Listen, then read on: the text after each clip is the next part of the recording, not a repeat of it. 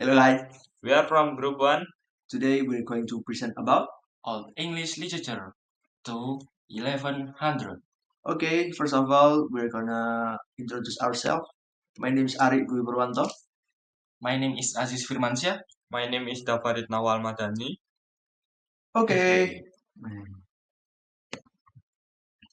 Overview England, a very long time ago, around the year 450 Common Era, the Romans had just left Britain and Ireland was left without a ruler.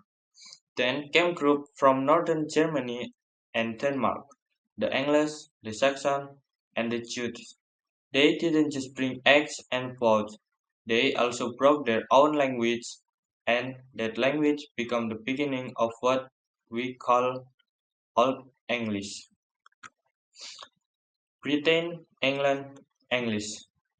In a history of English literature by Michael Alexander, the section that discusses Britain, England, English that explain the historical, geographical, and linguistic background of English literature.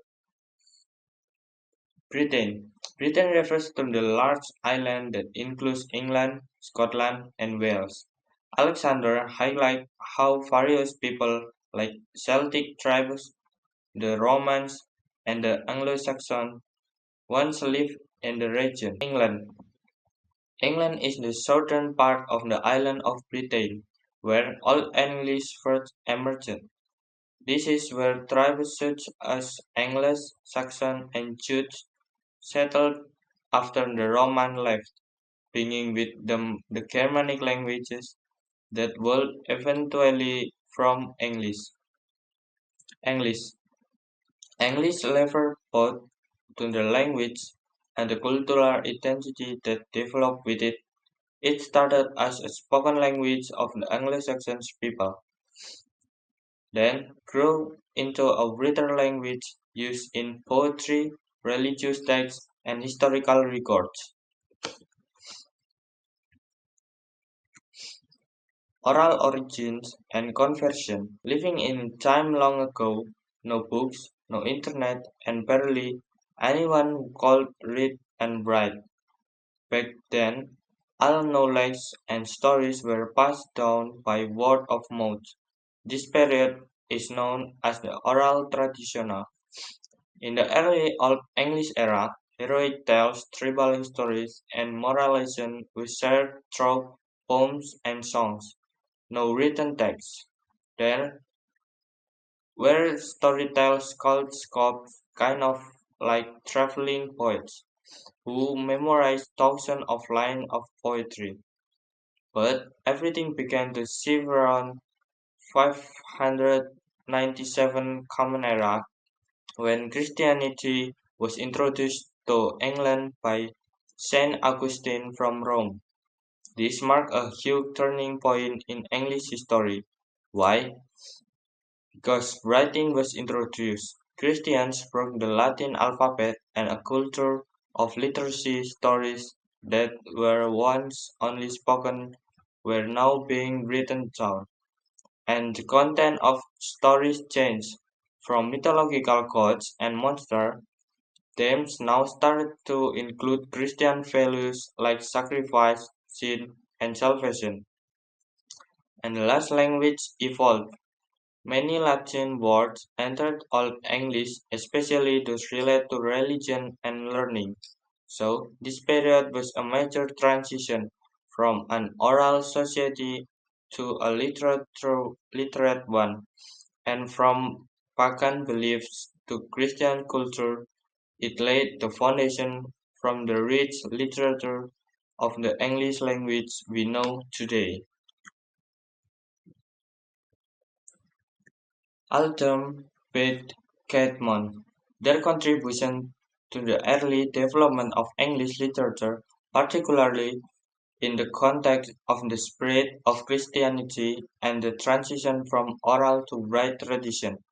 Aldhelm, known as one of the first poets to write in Old English, Aldhelm is praised for his ability to blend Latin and Anglo-Saxon literary traditions.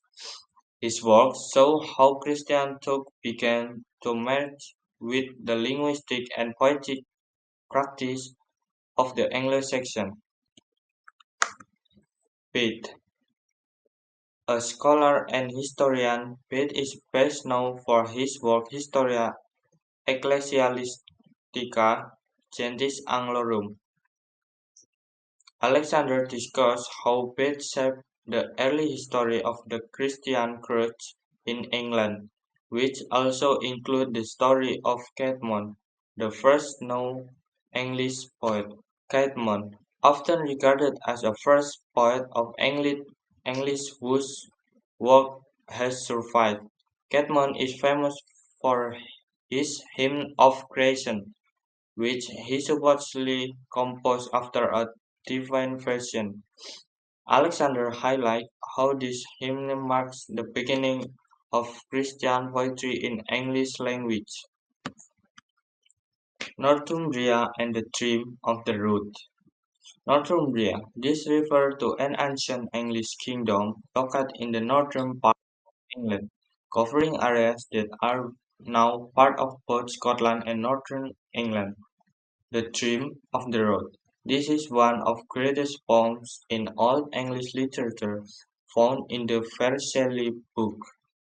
The Dream of the Rood is a religious Old English poem that describes a dream in which the narrator sees the cross of Christ, the road, speaking to him. Written around the late 7th or early 8th century, circa 700 Common Era, strongly associated with the region of Northumbria, which was then a leading center of religious and intellectual life in England. The poem is framed as a vision.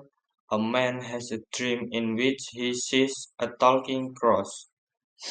The narrator, an anonymous figure who recounts his dream. The road, the central character who tells the story of Christ's crucifixion. The road is portrayed as alive, noble, and heroic. Jesus Christ depicts not as a passive sufferer, but as a brave warrior who ascends the cross willingly to save mankind. Text source: por- portions of the poem are carved into the Roodwell cross, a monumental stone cross in present-day Scotland circa 8th century. The full text is preserved in the Vercel book, one of the oldest surviving manuscripts of Old English poetry. Okay, for the next one is heroic poetry. Early literature commonly looked back to a heroic age, a period in the past when warriors were more heroic and kings were kings. Old poetry is divided into two types: the heroic, the source of which are pre-Christian Germanic myth, history, and custom, and the Christian. In a strict use by literary critics, the term heroic poetry is applied to a work that meets the following criteria: such as poem must be related in elevated style and centered upon a heroic or king figures on whose action depends the fate of a tribe, nation, or a human race. In a heroic poem, the hero, usually protected by or even descended from gods, prefer superhumans exploit in battle. Thus, heroic poetry is a narrative verse that is elevated in mood and uses a dignified, dramatic, and formal style to describe the deeds and aristocratic warriors and rulers. Actually, heroic poetry is transmitted orally from part to part over generations. Literary works, which it compiled in the late 10th century, meaning far traveler, in the name of poet, who lists the name of potential tribes and their rulers, praising generous patrons. For the example, the poem talks about event that connects to a real-time the 7th century, and even relates to event of Beowulf. In the poem, the word "wigs" mean battle, the weekend warrior, and "witching" is Viking. It may be the earliest, certainly is one of the earliest recorded uses of the term Norse raiders. And next one is Deor. Deor, compiled in the late 10th century, is a poet who lost his position. To console himself, he recalls famous instances of evil bringing forth good. For example, after each stanza, thinks the refrain pass of Reod, pieces were make that went by, dismayed too. Dior is one of the only three stanzic poems. First stanza goes like that. The imprisonment of Wayland Smith of Gods has the hidden happy ending. The next one is Christian literature.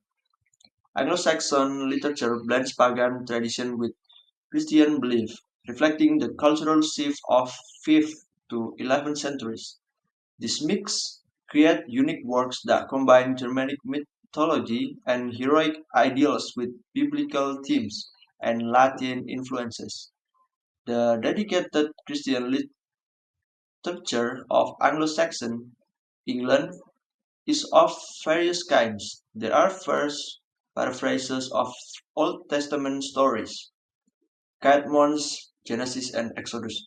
It contains the poem Genesis, Exodus, Daniel, and Chris and Sharon, originally attributed to Cædmon because the subject corresponds roughly to the subject described in Bede's ecclesiastical history as having been rendered by Cædmon into vernacular verse.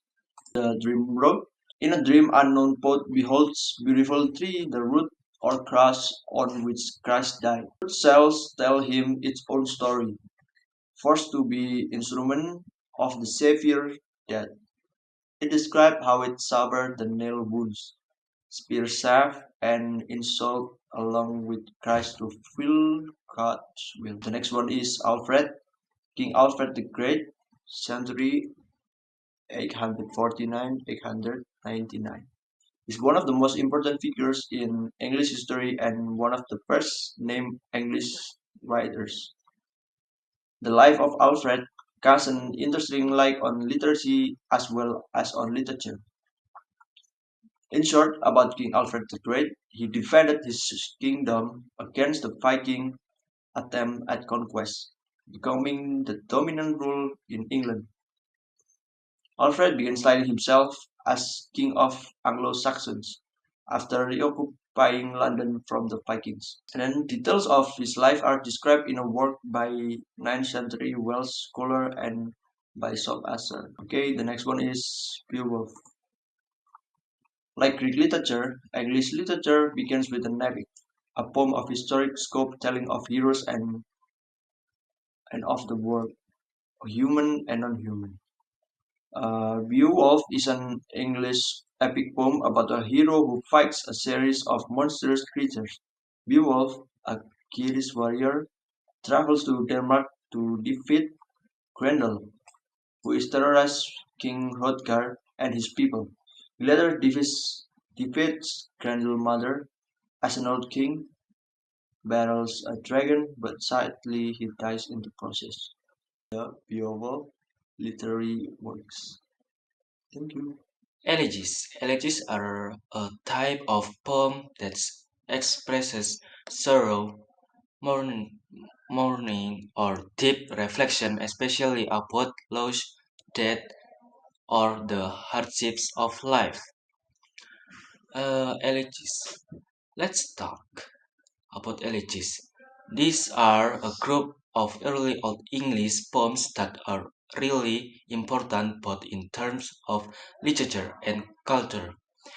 They are usually meditative and emotional, and what makes them specially special is that they are written as dramatic monologues. That means the poem is spoken by a single unnamed character and the situation they are in is only implied, not directly explained. An elegy is basically a lyrical poem with a sad and reflective tone. It often talks about things like the loss of someone, like a loved one or a leader, the sorrow and hardship of life, feeling of exile or loneliness, and the idea that everything in the world is temporary, everything ends eventually. Some key features of an elegy: a, melan- a melancholic or sorrowful mood. The speaker is usually someone who feels isolated or has experienced loss. Examples from Old English literature include The Wanderer. This one's about a warrior who lost his lord and now lives in exile. The Seafarer, about a sailor struggling with both the harsh sea and his own inner thought. The Wife's Lament, a poem where a woman speaks about being abandoned and exiled. So, in a way, an elegy is like a poetic, heart-to-heart moment. It's deep, full of emotion, and invites us to reflect on life. Okay, next to the slide, battle poetry. Now, this battle poetry, this kind of poetry focus on war, heroism, and sacrifice on the battlefield, but it is not just about the action. It is also highlight value like bravery, loyalty, honor, and dying with dignity. Here are some typical features of Old English battle poetry. It is written in an epic style, often using a lot of alliteration. The main character is usually a brave hero. The battles can are described in vivid dramatic style, and it is reflect other quotes like never backing down and staying loyal to your leader until the very, very end. A great example of this is the Battle of Maldon. This poem is based on a real battle that happened in 991 between Anglo-Saxon warriors and Viking invaders. The main figure is Britnot, a brave leader who chooses death over surrender. The poem really captures the spirit of glory and loyalty.